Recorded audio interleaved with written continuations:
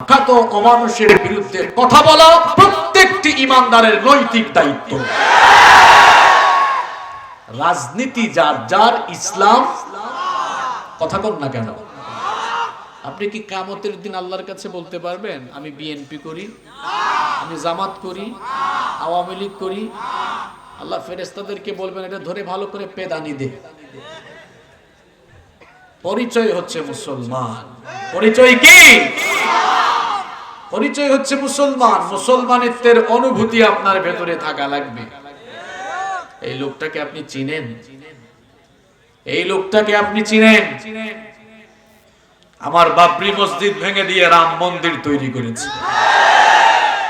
গুজরাটে বিভিন্ন সময় সাম্প্রদায়িক দাঙ্গা লাগিয়ে আমাদের মুসলমান ভাই বোনদেরকে নির্মম ভাবে হত্যা করা হয়েছে।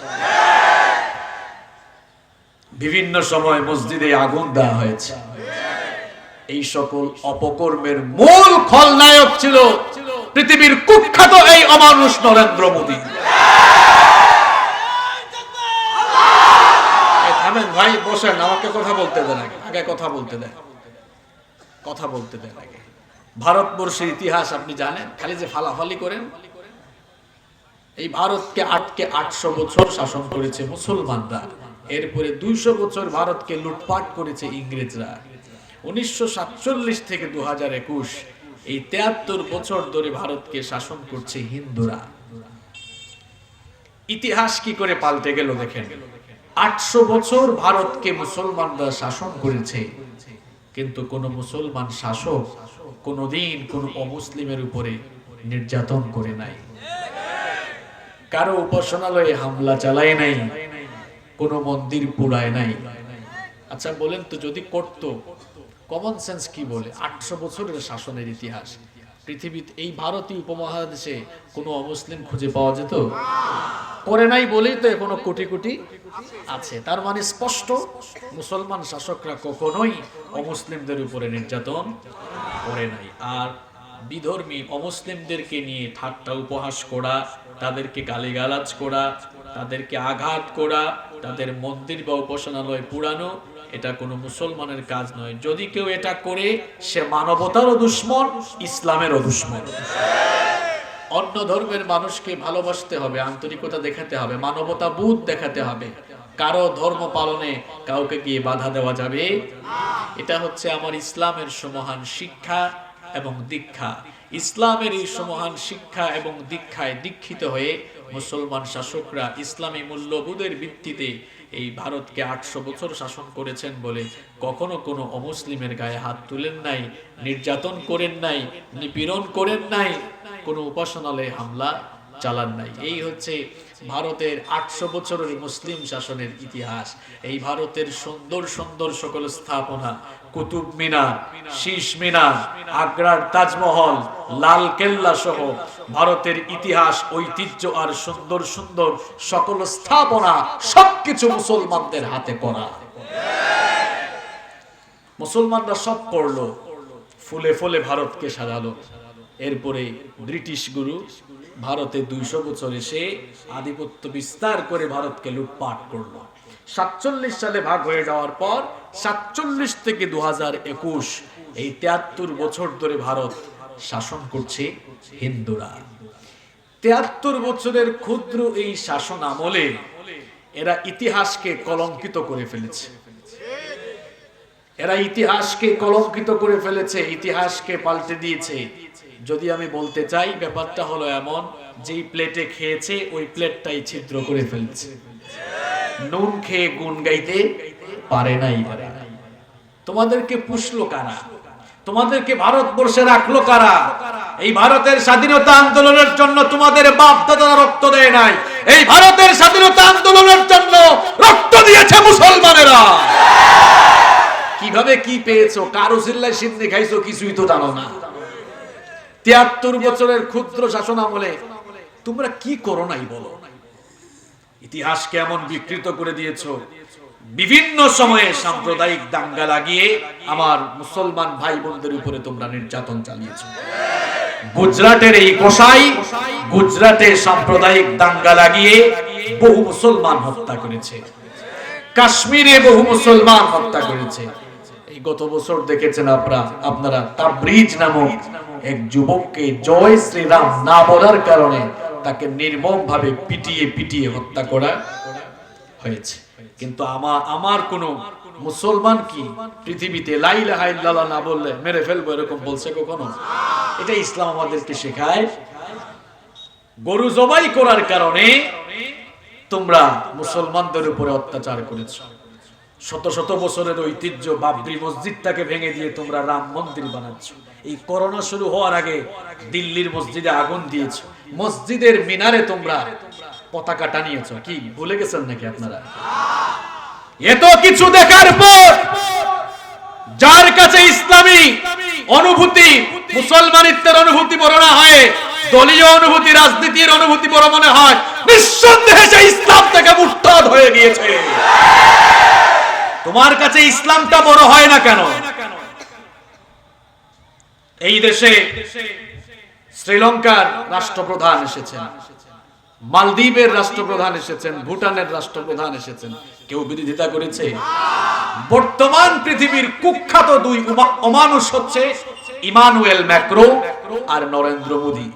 এই দুইটা মানুষকে পৃথিবীর কোন সত্যিকারের মুসলমানরা ভালোবাসে না। ইমানুয়েল ম্যাক্রোকে পৃথিবীর সমস্ত মুসলমানরা ঘৃণা করে এই কারণে, কারণ তার দেশে রাষ্ট্রীয় মদদে আমার নবীকে অপমান করা হয়েছে। আর পৃথিবীর কুখ্যাত অমানুষ গুজরাটের কসাই নরেন্দ্র মোদীকে পৃথিবীর মুসলমানরা এই কারণে ঘৃণা করে, কারণ তার হাতের মধ্যে এখনো গুজরাট, দিল্লি আর কাশ্মীরের মুসলমানদের রক্তের গন্ধ লেগে আছে। এই লোকটাকে কোন মুসলমান কখনো হৃদয় থেকে কনগ্রাচুলেট কিংবা তাকে কখনো রিসিভ করতে পারে না। আমার দেশের দেশপ্রেমিক মানুষগুলো, বাম রামেরাও তার বিরুদ্ধে কথা বলেছে, দেখেন না আপনারা? আমি যদি বুঝতাম যে শুধু টুপিওয়ালা দাড়িওয়ালা তাও এক কথা, বামপন্থী যাদেরকে আমরা সবসময় কি বলি, আমরা বলি না, তারাই বলে আমরা বামপন্থী, বামজোট, এরাও বলতেছে না এই লোকটা মানবতার দুশ্মন, মানবতাবোধ নাই। একজন মানুষ তার প্রতিবাদটুকু সে জানাতে পারে। বাইতুল মুকাররমের মসজিদটাকে রক্তে রঞ্জিত করে দেওয়া হয়েছে। অনেকে জানে না, হয়তো ইন্টারনেট তো বন্ধ। বাইতুল মুকাররম মসজিদকে গতকাল জুমার দিনে রক্তে লাল করে দেওয়া হয়েছে। ইহুদির বাচ্চারাও মসজিদে আকসার এই পরিস্থিতি মনে হয় কখনো করে নাই। গতকাল আপনার কালকে জুমার আগে এবং পরে যেভাবে বাইতুল মুকাররমে রক্তে লাল করা হয়েছে, কি অপরাধ ছিল এই মুসল্লিদের। এরা তো ইমানের দাবি থেকে কথা বলে কিছুক্ষণ পরে হয়তো চলেই যেত তার ঘরে, তার বাসায় চলে যেত। গুলি কি এত সস্তা হয়ে গিয়েছে? ইমানের দাবিতে কেউ কথা বললেই তাকে গুলি করা হবে? এই দেশের আপামর তাওহীদি জনতা যদি ঐক্যবদ্ধ হয়ে যায়, আপামর তাওহীদি জনতা ঐক্যবদ্ধ হয়ে গেলে গুলি করে করেও শেষ করা যাবে না। আমার দেশের স্বাধীনতার মহান স্থপতি বঙ্গবন্ধু শেখ মুজিবুর রহমান সাহেব, আল্লাহ তাকে মাফ করে দিন, তিনি শুধু বাংলাদেশ নন, বিশ্বের এক অবিসংবাদিত নেতা ছিলেন। এই দেশের স্বাধীনতার আন্দোলনের মহানায়ক, স্বাধীনতার স্থপতি। আপনি যে কোনো রাজনৈতিক দল করতে পারেন, কিন্তু স্বাধীনতার জন্য বঙ্গবন্ধুর অবদানকে যারা অস্বীকার করবে সেই লোকটা একটা অকৃতজ্ঞ মানুষ। এই দেশের স্বাধীনতা আন্দোলনে তার অবদান অনস্বীকার্য।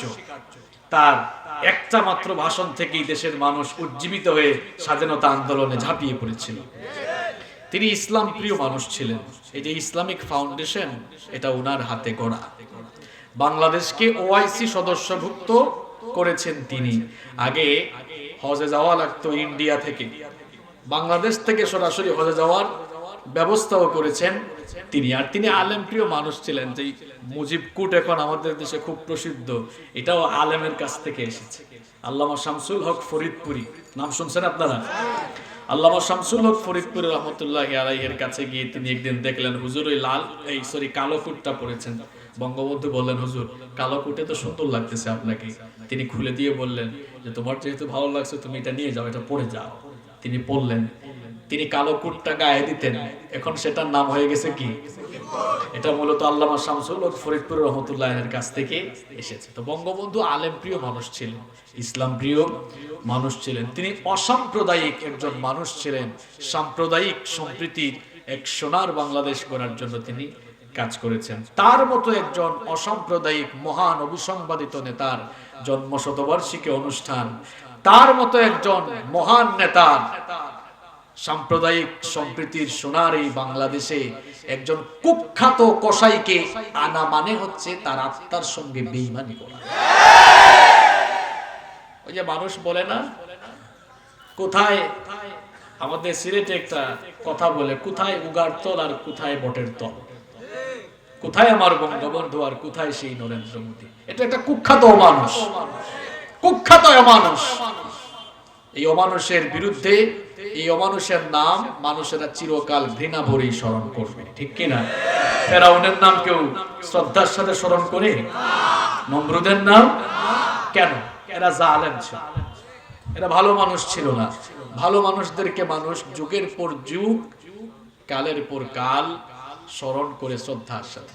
মুসলমানদেরকে এখন ঐক্যবদ্ধ হওয়ার কোনো বিকল্প নেই। বাবারা, ভাইয়েরা, আমি তো আগেই বলেছি রাজনীতিটা যার যার, ইসলামটা আমরা সবাই তো মুসলমান। এই জন্য ঈমান আর ইসলামের ক্ষেত্রে কারো সঙ্গে আমাদের কোনো আপোষ